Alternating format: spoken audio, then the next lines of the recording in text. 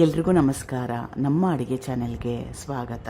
ಇವತ್ತಿನ ವಿಶೇಷ ಬಿಸಿ ಅನ್ನ, ರಾಗಿ ಮುದ್ದೆ, ದೋಸೆ, ಇಡ್ಲಿ, ಚಪಾತಿ, ದೋಸೆಗೋಸ್ಕರ ರುಚಿಕರವಾಗಿರೋ ಅಂಥ ಸೈಡ್ ಡಿಶ್ ರೆಸಿಪಿ. ಈರುಳ್ಳಿ ಸೊಪ್ಪು ಮತ್ತು ಕಡಲೆಬೇಳೆ ಕೂಟು ಮಾಡೋದು ತುಂಬಾ ಸುಲಭ, ಸಕ್ಕ ಟೇಸ್ಟಿಯಾಗಿರುತ್ತೆ. ಸ್ವಲ್ಪ ಡಿಫ್ರೆಂಟಾಗಿ ಕೂಡ ಇರುತ್ತೆ. ಟ್ರೈ ಮಾಡಿ ನೋಡಿ ಒಂದ್ಸಲ. ಮೊದಲನೇ ಸ್ಟೆಪ್ಪಲ್ಲಿ ಮಸಾಲಾನ ರುಬ್ಕೋಬೇಕು. ಬಾಣಲೆ ಇಟ್ಕೊಂಡಿದ್ದೀನಿ. 1-2 ಚಮಚದಷ್ಟು ಎಣ್ಣೆ, ಧನಿಯಾ ಅಥವಾ ಕೊತ್ತಂಬರಿ ಬೀಜ 2 ಚಮಚದಷ್ಟು, ಜೀರಿಗೆ 1 ಚಮಚದಷ್ಟು. ಧನಿಯಾ ಕ್ವಾಂಟಿಟಿ ಜಾಸ್ತಿ, ಜೀರಿಗೆ ಕ್ವಾಂಟಿಟಿ ಕಡಿಮೆ. ಒಣಮೆಣಸಿನ್ಕಾಯಿ 3-4 ಇದು ಗುಂಟೂರು ಒಣಮೆಣಸಿನ್ಕಾಯಿ, ಖಾರ ಜಾಸ್ತಿ ಇರುತ್ತೆ. 3-4 ಹಾಕ್ಕೊಂಡ್ರೆ ಸಾಕಾಗುತ್ತೆ. ಈಗ ಈ ಪದಾರ್ಥಗಳನ್ನ 2-3 ನಿಮಿಷ ಗ್ಯಾಸ್ ಸ್ಟವ್ನ ಲೋ ಫ್ಲೇಮ್ನಲ್ಲಿ ಇಟ್ಕೊಂಡು ಹುರ್ಕೋಬೇಕು. ಹೈ ಫ್ಲೇಮ್ ಬೇಡ. ಸುಮಾರು 2 ನಿಮಿಷ ಆದಮೇಲೆ ಗಸಗಸೆ 1 ಟೇಬಲ್ ಸ್ಪೂನಷ್ಟು, ದೊಡ್ಡ ಚಮಚದಲ್ಲಿ 1 ಚಮಚದಷ್ಟು, ಕಟ್ ಮಾಡಿ ಇಟ್ಕೊಂಡಿರೋ 1 ದೊಡ್ಡ ಈರುಳ್ಳಿ, ಕರಿಬೇವಿನ ಎಲೆಗಳು ಸುಮಾರು 10-12. ಈರುಳ್ಳಿನ ಹಾಕೊಂಡ್ಮೇಲೆ ಈರುಳ್ಳಿಲಿರೋ ಹಸಿ ವಾಸನೆ ಹೋಗಬೇಕು, ಸ್ವಲ್ಪ ಬಣ್ಣ ಚೇಂಜ್ ಆಗಬೇಕು, ಅಲ್ಲಿವರೆಗೂ ಬೇಯಿಸ್ಕೋಬೇಕು.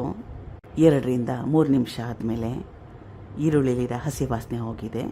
ಇಷ್ಟರ ಮಟ್ಟಿಗೆ ಬೇಯಿಸ್ಕೊಂಡ್ರೆ ಸಾಕಾಗತ್ತೆ. ಕಟ್ ಮಾಡಿ ಇಟ್ಕೊಂಡಿರೋ ಕಾಯಿ ಚೂರುಗಳು, ಸಣ್ಣ ತೆಂಗಿನಕಾಯಿಯಲ್ಲಿ ಅರ್ಧ ಹೋಳಷ್ಟನ್ನ ಉಪಯೋಗ ಮಾಡಿದ್ದೆ. ತೆಂಗಿನಕಾಯಿನ ಕಟ್ ಮಾಡಿ ಸೇರಿಸ್ಕೋಬೋದು, ತುರಿದು ಕೂಡ ಉಪಯೋಗ ಮಾಡ್ಬೋದು. ಕಾಯಿ ಚೂರುಗಳನ್ನ ಹಾಕ್ಕೊಂಡ್ಮೇಲೆ ಮತ್ತೊಮ್ಮೆ ಜಾಸ್ತಿ ಹೊತ್ತು ಬೇಯಿಸ್ಕೊಳ್ಳೋ ಅವಶ್ಯಕತೆ ಏನಿಲ್ಲ. 1-2 ನಿಮಿಷ ಬಿಸಿ ಮಾಡಿಕೊಂಡ್ರೆ ಸಾಕಾಗತ್ತೆ. ಈಗಿದಾಗಿದೆ. ಕಾಯಿ ಚೂರುಗಳನ್ನ ಹಾಕ್ಕೊಂಡ್ಮೇಲೆ 2 ನಿಮಿಷ ಬಿಸಿ ಮಾಡಿಕೊಂಡೆ. ಇದನ್ನು ರುಬ್ಕೋಬೇಕು. ಇವಾಗ ತುಂಬಾ ಜಾಸ್ತಿ ಬಿಸಿ ಇದೆ, ತಣ್ಣಗಾಗಲಿ. ಹುರಿದಿಟ್ಕೊಂಡಿರೋ ಪದಾರ್ಥಗಳೆಲ್ಲ ತಣ್ಣಗಾಗಿದೆ. ಮಸಾಲೆನ ರುಬ್ಕೋತಾ ಇದ್ದೀನಿ. ಸಣ್ಣ ಬಟ್ಲಲ್ಲಿ 1 ಬಟ್ಲಷ್ಟು ನೀರು, ಚೆನ್ನಾಗಿ ನುಣ್ಣಗೆ ರುಬ್ಕೋಬೇಕು.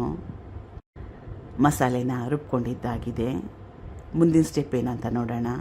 ಬಾಣಲೆ ಇಟ್ಕೊಂಡಿದ್ದೀನಿ. 1-2 ಚಮಚದಷ್ಟು ಎಣ್ಣೆ ಬಿಸಿ ಆದಮೇಲೆ ಸಾಸಿವೆ ಸಣ್ಣ ಚಮಚದಲ್ಲಿ 1 ಚಮಚದಷ್ಟು. ಇಷ್ಟ ಇದ್ದರೆ ಸಾಸಿವೆ ಹಾಕೊಂಡ್ಮೇಲೆ ಕರಿಬೇವಿನ ಸೊಪ್ಪು, ಒಣಮೆಣಸಿನ್ಕಾಯಿ ಕೂಡ ಸೇರಿಸ್ಕೋಬೋದು ಇಷ್ಟ ಇದ್ದರೆ. ಕಟ್ ಮಾಡಿಟ್ಕೊಂಡಿರೋ ಈರುಳ್ಳಿ ಸೊಪ್ಪು ಅಥವಾ ಈರುಳ್ಳಿ ಹೂವು, ಸ್ಪ್ರಿಂಗ್ ಆನಿಯನ್ ಅಂತಾರಲ್ಲ ಅದು, ಸುಮಾರು 4-5 ಹಿಡಿಯಷ್ಟು. ಸ್ವಲ್ಪ ಅರಿಶಿನ.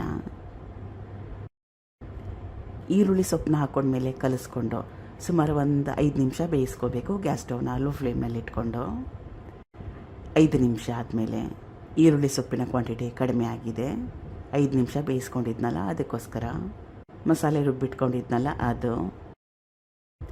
ಮಿಕ್ಸಿ ಜಾರ್ಗೆ ಸ್ವಲ್ಪ ನೀರನ್ನ ಹಾಕ್ಕೊಂಡು ಸೇರಿಸ್ತಾ ಇದ್ದೀನಿ. ಇದು ಬೇಯಿಸಿಟ್ಕೊಂಡಿರೋ ಕಡಲೆಬೇಳೆ ಸುಮಾರು 100 ಗ್ರಾಮ್ಸಷ್ಟು.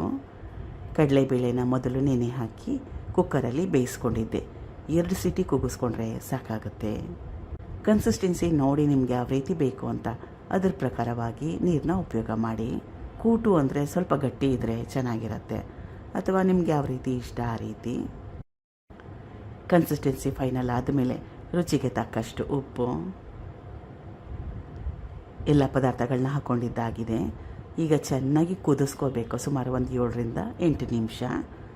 ಮುಖ್ಯವಾಗಿ ಆಗಾಗ ಕಲಿಸ್ತಾ ಇರಬೇಕು. ಗ್ಯಾಸ್ ಸ್ಟವ್ನ ಲೋ ಫ್ಲೇಮ್ನಲ್ಲಿ ಇಟ್ಕೋಬೇಕು.